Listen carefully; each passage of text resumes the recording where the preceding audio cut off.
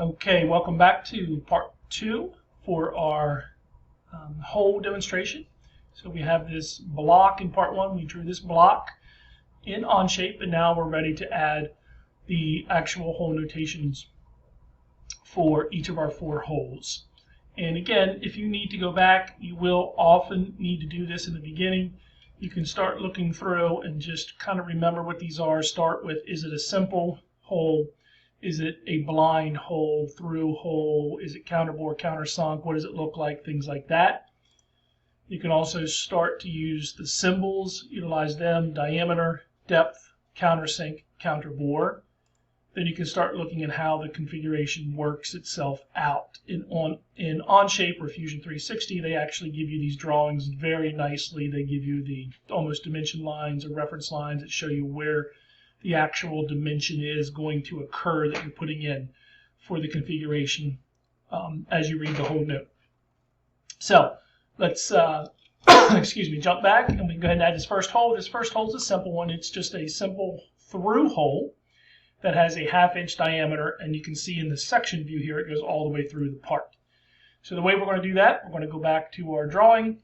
I'm going to select hole here, number 1, and on the quick access toolbar I'll activate the hole command, and then we actually get our editing window. And the first thing is, what type of hole do we want? Simple, counterbore, countersunk. This one is a simple. It is through, meaning through the whole part, and it is a 1/2 inch in diameter. So down here, and actually it's already put in right here for diameter. Now, this is a little hard to see, but it's actually showing me it's the diameter of the overall hole. Once I have that, I like it, I can select check. And if you look at the front, the reason we're in transparent, so again over here on the side underneath the view cube, for our rendering options, I went down from shaded to translucent so you can better see the part. Well, we will do sections later, but I'm not worried right now. All right, the second hole that we want to look at, this hole here, is actually a counterbore hole.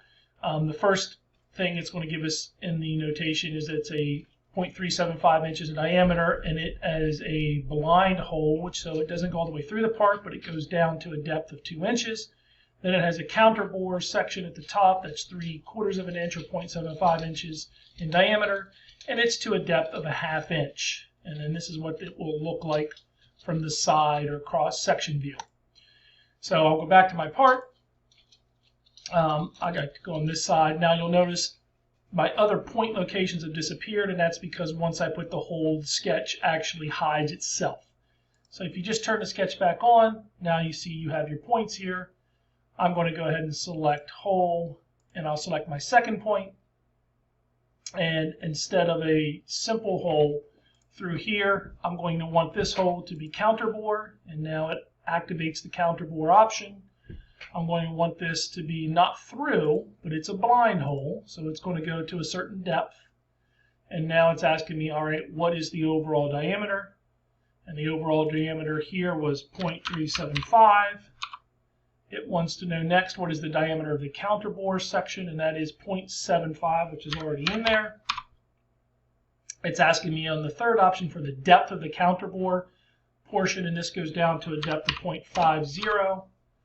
And then the overall depth of that hole is 2 inches, so 2.00. And here it's just a matter of lining them up. Once you have it, you can accept it.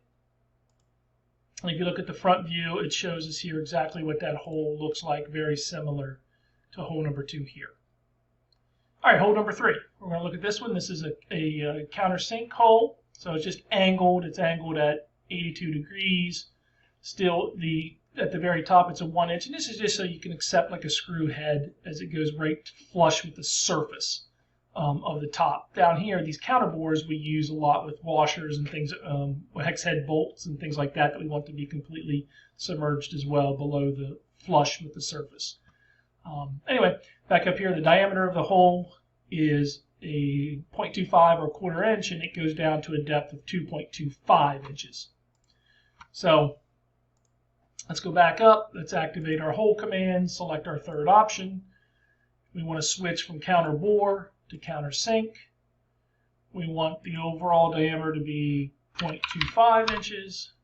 We want the diameter at the flush at the top to be 1 inch. We want it to be at 82 degrees, which is pretty standard, folks. That's the common one, is 82 degrees. And now the depth of the overall hole is 2.25 inches.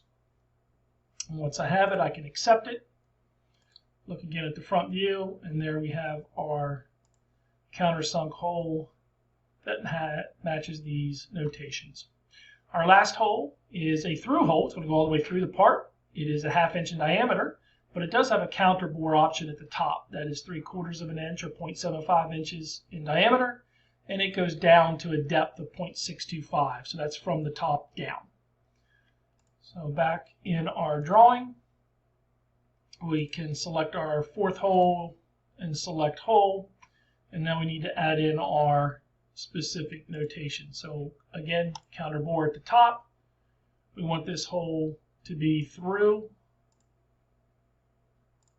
Yes, through. Good. I almost forgot there for a second. We want the diameter is 0.5. Then it's asking us what is the diameter of the counter bore section, and the counter bore is 0.75, and we want it to go down. What is the depth of the counter bore? The depth of the counter bore is 0.625 inches, 5/8 of an inch. And I can select that, and now I have my 4 holes in my gauge block. All right, ladies and gentlemen, we're going to keep those. The next thing that we're going to talk about is actually how to take this now, and we're going to create these technical drawings using Onshape. So it's a lot easier for us.